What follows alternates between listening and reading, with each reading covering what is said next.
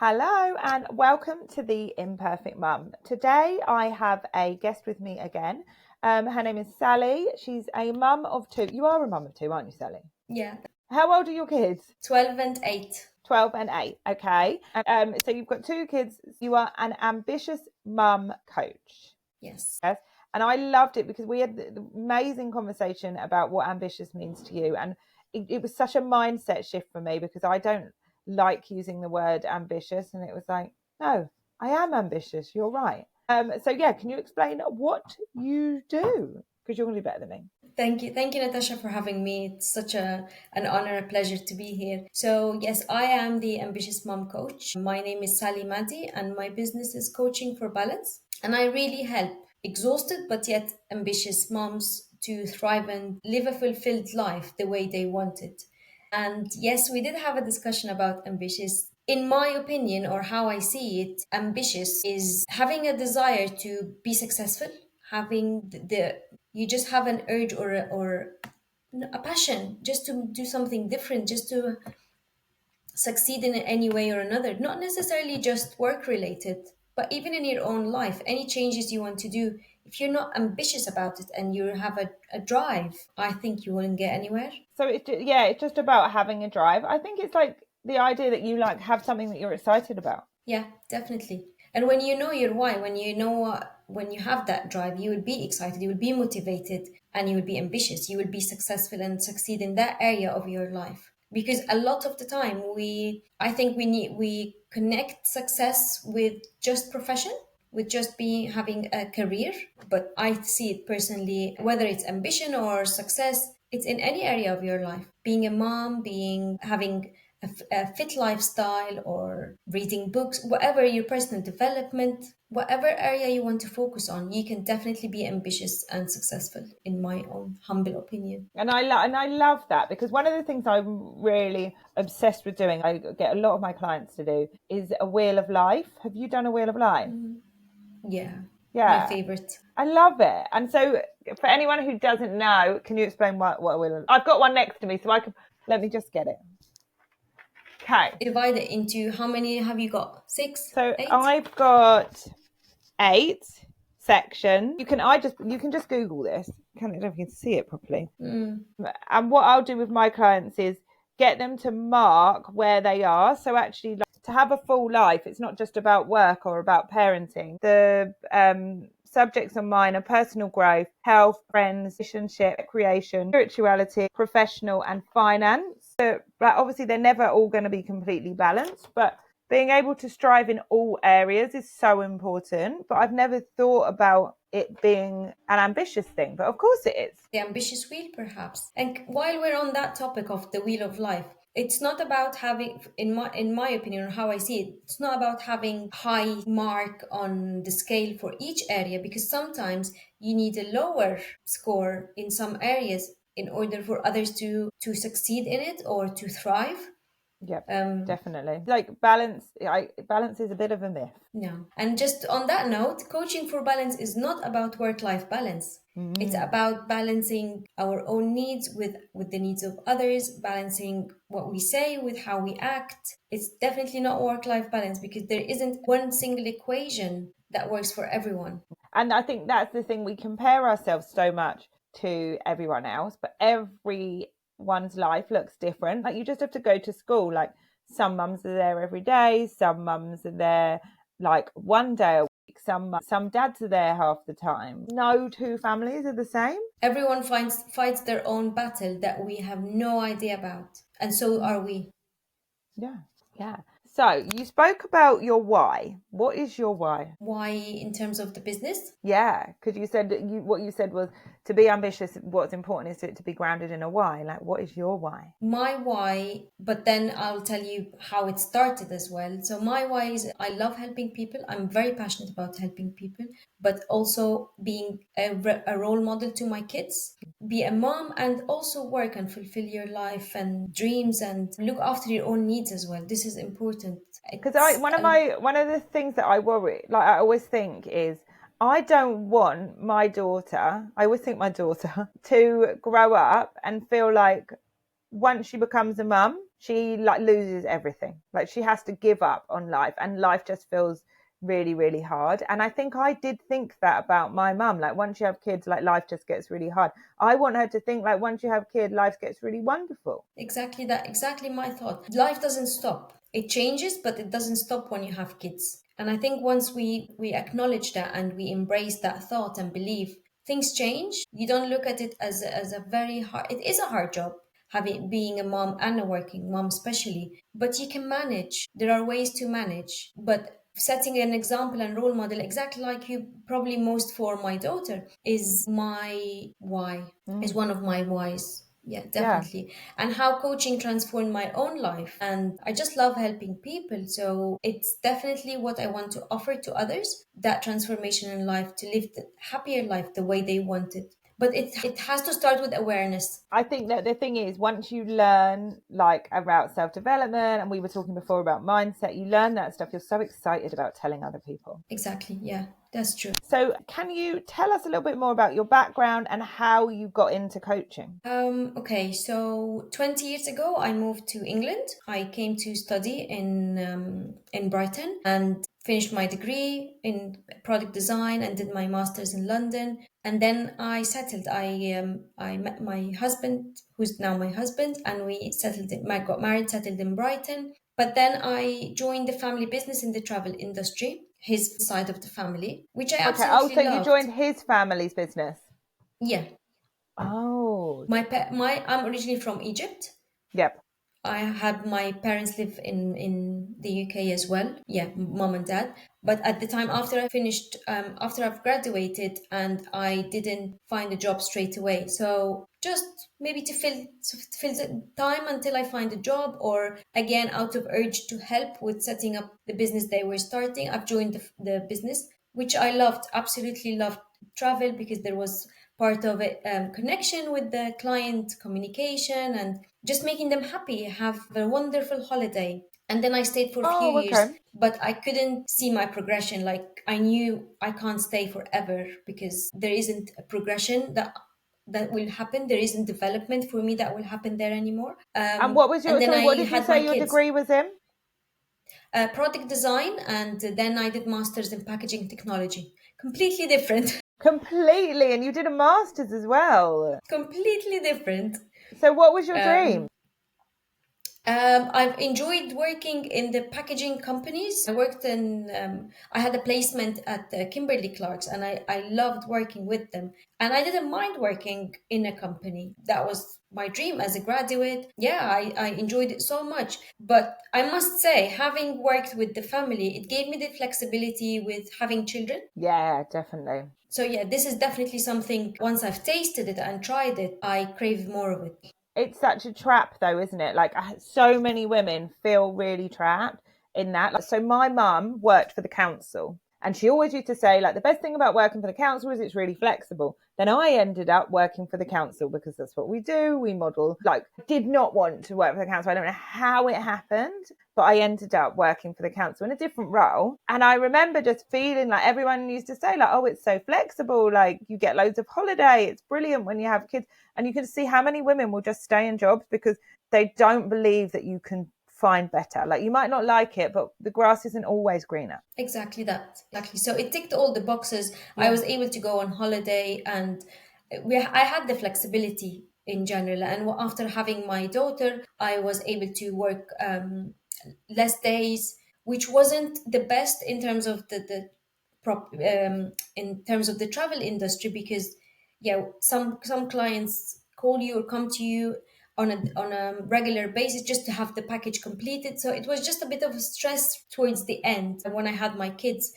And then after that, I left and I've joined my family. Okay. It feels like I'm always filling the gap, the void. But yeah, in managing some property owned by the family, I didn't feel like I was doing again the passion that I had inside. Something was missing. Again, finding a home for someone was great, and making them happy was great, but it wasn't my passion. I felt like I was constantly filling a gap or a void, or yeah, just because Sally's free can do it in a way. Oh, okay. But that could be how I felt. And when I felt like that, it got reflected on me feeling stressed, unhappy, unfulfilled. Like I would say devalued myself. Like didn't believe that I am worthy of anything else apart from just filling gaps and having the backup of the family all the time. So I can never think of having something on my own. It was really interesting when we had the conversation the other day, and you were saying, like, in your culture, your parents believe that they should leave you a business. Exactly that. In the background, it's a lot of the people who can afford. They would rather leave a business or leave properties, money, of course, but they work very hard throughout their life for the sake to leave a wealth to their children, which is great. Sometimes it's like, oh, I can't complain because I've got it too good. Yeah, that's true. That extra pressure. Yeah, that's absolutely true. But actually, it make you feel really stuck. It did, and as I said, I felt stressed, I felt unhappy, and I that got reflected on my relationship with my kids, my husband, and also from being a people pleaser. I found it very, very hard to say no and just say my opinion freely. Even wanting to do something for myself, I found that very hard. So I always postponed my needs if I were to ask about helping with something, or if I can even see someone is stuck or need help, I'll just put myself at the very bottom of the list. And I didn't realize it at the time, but it left me really drained. No. And then with lockdown hit, etc., I was able to reflect probably more as well. We always talk about the negatives of lockdown, but so many people talk I to me find about it very positive. that space that it gave us to like know who we were. And the family bond that we had, we still say we miss those lockdown days in a nice way, that we were less busy, we were less distracted, and we had a great bond definitely over lockdown. It's But one yeah, of the but I reasons I knew love that January. Yeah, people are like, why, like, hate January? But I'm like, no, it's so slow. You don't have to do much. You just like, it's just like family time, and I just think I don't have the pressure. yeah, that's our December usually. PJs most days.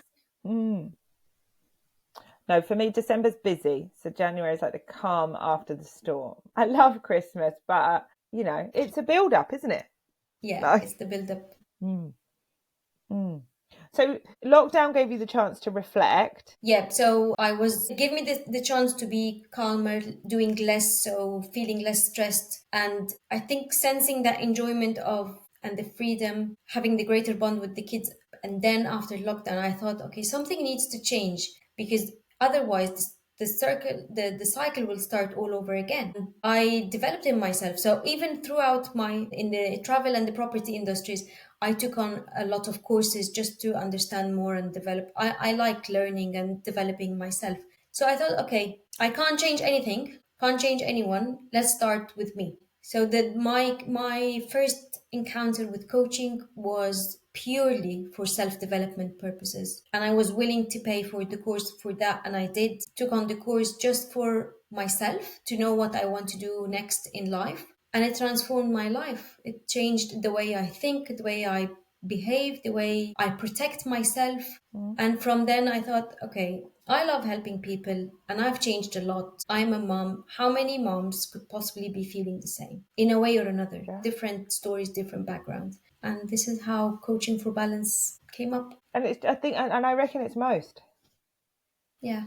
It's most mums, because we walk around blind, and then like you have your eyes open to like, oh my God, all these things that I'm doing. Obviously hard things are happening to me, but I'm doing so many things to make it harder. And I know that the last thing that we like to hear, I actually heard Mogel. Do you know Mogel? Yes. Yeah. He says the fastest way to get someone to stop listening to a podcast or to reading your book is to ask them to look inwards. Because it's it's not comfortable, it's messy. It's messy. But on the other And I side, think it's magical. when you have that space and time to reflect, and I think it should be a daily thing. Yeah. Yeah. Me too. If we can do it daily, that's great. Like, what's happening? Just checking in with yourself. It's so powerful. I've started to do a new meditation this year. I'm not good at meditating. I need to meditate because I'm busy, too fast all the time. I need to slow down. I think I have ADHD and I need it. And so I've started to do a meditation for 5 minutes. I didn't do it for the last 2 days, but I did it this morning. And I never regret it because it's 5 minutes. Everyone's got 5 minutes. And it is just, what do I need to make today feel good? And just be gentle on myself. This is what I've learned, my biggest learning. And for the first time, after probably last year, I told my husband, I think we need to have a look at the kids' schedules and after school clubs and decide to probably reduce one for each child. I would have never said that in the past, but I thought I'm just doing too much. And by doing that, by running like a headless chicken, I'm not the mom that I want to be. It's really hard. Like at the moment, I'm going through that. Like my son has just turned 4, so he is starting to do more stuff. Like when they're younger, they're not going to clubs in the same way. And he wants to go to swimming, to football, to gymnastics. My daughter wants to go to dance, to gymnastics, I make them go to swimming. They don't have a choice with that one. But because I just think it's important. Like I don't want them to drown. I did that with my son. Don't feel bad. Yeah, that's just for me, that's a non-negotiable. They have to learn to swim. But it is being able to say, no, it's too much for you. You're going to be too tired. My daughter has a tutor. Actually, she just started that. That again is really, I think that's really, really important to her, just because there are a lot of gaps in her learning and her school's so busy. Like her teacher, I know her teacher doesn't have time to be doing everything that she needs. And she absolutely, like, she loves that. But it is, if they had the chance, they would be filling every moment because they see us filling every moment. And me being able to say no, to be able to show them how to slow down is so important. Because exactly. And we follow our parents' footsteps, one or the other, like you did with you working in the council. So we have to think of how we're modeling everything to our kids because they pick on everything we do. Yeah, they don't copy what we say, they copy what we do. So we can say you need to slow down, but if we're not slowing down, they're not going to. And so that's And why I I'm think trying to do my daily meditation. this was one of the main reasons why I wanted to change myself, because even if I didn't say that I'm unhappy or I'm stressed, my face would say it all. And they feel And I it. didn't want they do feel it. Kids are much more intuitive than us because we have so many conditions and we keep ourselves so busy that we lose that, like, gut feeling. We can get it back, but we lose it. But kids just have it. Definitely.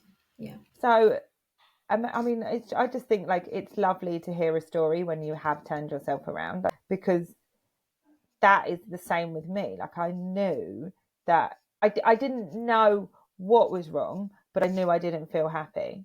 And then being able to see, okay, the reason I don't feel happy is because of things that I can actually control. That's really exciting. And probably my favorite question that I was asked the first time in the coaching journey, what is within your control? And that has been massive, life changing, because a lot of the time we focus on what we can't control, what would we kids, people's behaviors, pandemics. This is what we focus on. But in fact, if we focus on what we can control, and it helped me so much with the upbringing of the kids, especially with my daughter, having a conversation. If you step back a little bit and let go of that control at the urge and try to influence instead of controlling, it's huge. I mean, but the thing is, when I did my meditation this morning, the thing that came up was what I needed to make today a good day was to do a really easy dinner. And it's something, it's something that's so small, but actually, if I do a dinner that's going to take me like 45 minutes to make, that's just another thing on top of my day. Whereas, like, I know I've got stuff in the freezer. I actually have bought these really good things, which I totally recommend, called Stocked. And they're like these frozen cubes of, like, they've got curries, and the kids like bolognese. And I'm just going to melt one of them in the microwave, and I will make dinner in 10 minutes. And that extra 40 minutes is so much when you've got that dinner, bath, bed routine. Definitely, and it's part of the program when we talk about time management, etc. You know your days, you know which days you finish work late or after school club. So for us, any other day of the week apart from Tuesday has got to be an easy dinner, because we come back really late from after school clubs. So Tuesday can be a feast. It's fine. Yeah. So whatever works for you. And I know. yeah, the kids need to adapt and need to appreciate how much you put, and you need to appreciate, all of us as moms need to appreciate how much actually we put into the family life. The funny thing is, when I bought these stocked things, I was showing them to my mum was here and I was showing them to her, and she was like, you could just make them yourself. Like, all you have to do is batch cooking. And I was like, yes. That's not the point, Mom. That's not the point. She's like, oh, well, I managed it. I'm like, yeah, okay, brilliant. But like, what else didn't you manage? Everything is a toss up. That's the thing when we're talking about balance. This, when my mom or anyone from the older generation would comment something like that, we managed having kids without help. Your grandma had 6 kids. I was like, my grandma didn't work. My grandma didn't have all the pressure from society that's going around. She didn't have 2 kids who are teenage. One of them is teenagers with a phone at the time. Like, there's a lot of things that we can't compare. Your grandma probably wasn't navigating all the clubs. The kids were go school and home, probably. That's it. Yeah, school, Play home. football on the street. Yeah, she wasn't doing homework with 6 kids. I don't believe that. And then I also believe that back in the days, the families were living together in either same road, same building, and you could have help easily. Yeah. While there is now more isolation than ever, in my opinion, you're just So in a much home. more. It's different. Also, Back home in Egypt is different. I'm guessing because my dad's from Zimbabwe. You're raising your kids as like a community, like a family community. Whereas now I hear so much about people not even, like, obviously a lot of people don't even live near family, but even sometimes when you live near family, we still don't trust our family to look after our kids in the way that we do. And it's not, sometimes I know that socialization is hard, but it's not even always that. It's the same as like if you've got friends and your friends could help out, and it really helps if you've got friends who you can share the load with. But so often we don't even lean on that. And it's like looking at our village and looking who can help, because I know that if someone picks my daughter up from school, then one day, then they get to ask me to do it the next day. Like it helps. It helps, and it's okay to ask for help.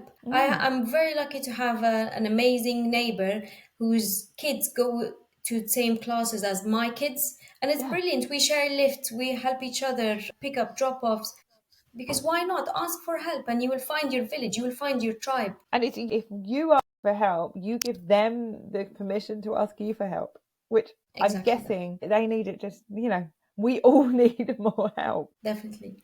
It's letting go of that ego a little bit as well, isn't it? Yeah, exactly. And it's that I know for me, I can get in my head about, I should be able to pick them up, or I should be doing more, or I've made this decision. Why? It's feeling like stuck in your decision and then not even noticing. And that's why I'm always journaling, because I want to understand, like, what part am I playing in this? Okay, no, I could do this differently. Beautiful said. Okay, so I wanted to ask you, I know that you are running monthly webinars. They are called Thrive and Flourish webinars. What are they? Yeah, empowering moms to thrive and flourish. So the idea is to give the moms the opportunity to come for half an hour, and then we stay 10-15 minutes for questions and answers. Usually every second Friday of the month, and it's about different topics that I share, maybe a tool or some tips, and then the moms get the chance to either reflect, to share, discuss together. There's definitely a takeaway of a tool or a tip that always helps with the topic. So next February is about time management for busy moms. So it's usually every second Friday of the month. However, sometimes with school holidays, I change it to the first Friday. What is your top tip for time management? Prioritise and be flexible. Yes. Okay. So what does that mean? Elaborate. Okay. So prioritise. We have a massive to-do list that's probably endless, and it's okay to be endless. You keep adding at the bottom. You don't really take out anything. You just cross, but it's there. So you add to it. I always say our to-do list isn't never going to be done till we're dead. So like we've got to stop trying to think we're going to get to the end of it. We're not. It's just a list that I write everything that I need to do. But I see it as 3 important things you must do, love to do, and have to do, for instance. So the must do is when I wake up in the morning, okay, I look at my list. Obviously, I have my diary with the schedules that are planned appointments, etc., booked appointments. But if you have just a list of things, what are the priorities? What urgent and really important that I need to focus on today? Yeah. prioritize them at the peak of your energy. For some, that's after an exercise. For other people, after having lunch, they feel a bit sleepy. So that could be for the amber tasks, not the red tasks. So if we look at it at the traffic, like a traffic light system, for instance, red is really urgent. Do it first, attack it. And then the amber is, it's important. If it's not done today, I can postpone it or schedule it for next week or even delegate it.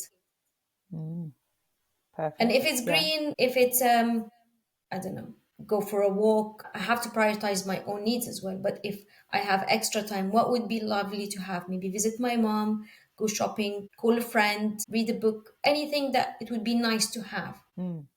Anything not on there, not important, not urgent, should be out of the list. It's not important to you. Why do you have it on the list? Yeah, good point. I love to do like a brain dump if I'm feeling overwhelmed. That's what I will do. I'll do a brain dump, and then I will pick, like, number things what need to be do, and that. But that's I don't normally do that. Like, what can be delegated? That's such a good one. Just what can I delegate? What can I take off my list?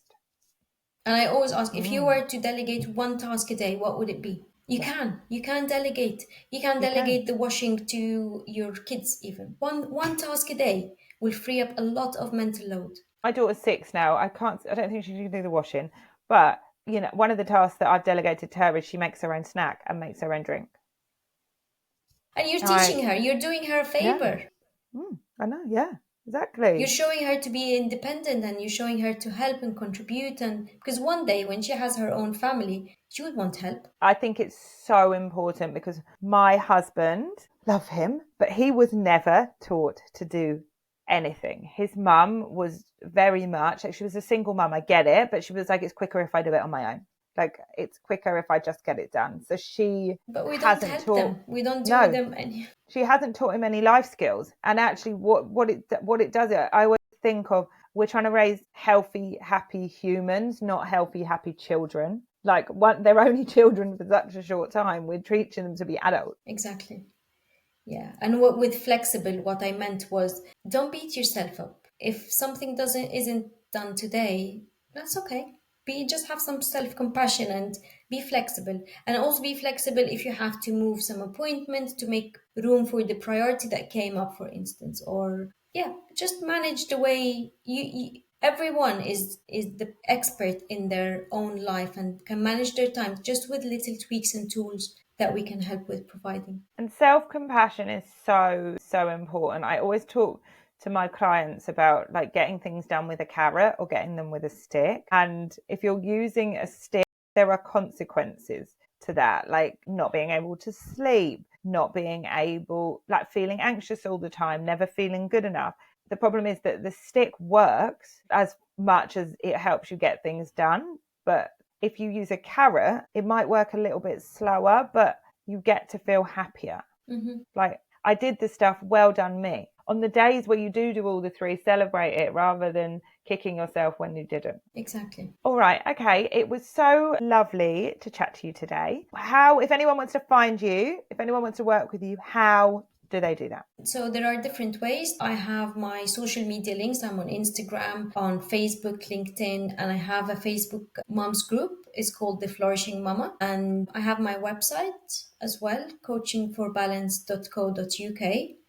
Okay. And all the details are there. I offer a 3 months program, 6 sessions, 1-to-1, or there is also the one-off 90-minute session, kind of like try it before you buy it kind of thing. And I have my webinars that coming up. And keep in touch, follow me, because I have some challenges coming up and freebies are on the website. And what did you say your Instagram was?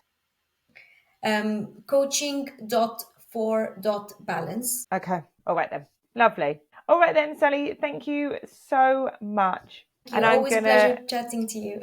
And I'm going to really think about that one that you said about being flexible, because flexible is for me like being able to move things. But actually, it's so much more about being compassionate about when things don't go as you planned. Exactly that. Yeah. Thank you. Lovely to talk to you. We deserve it.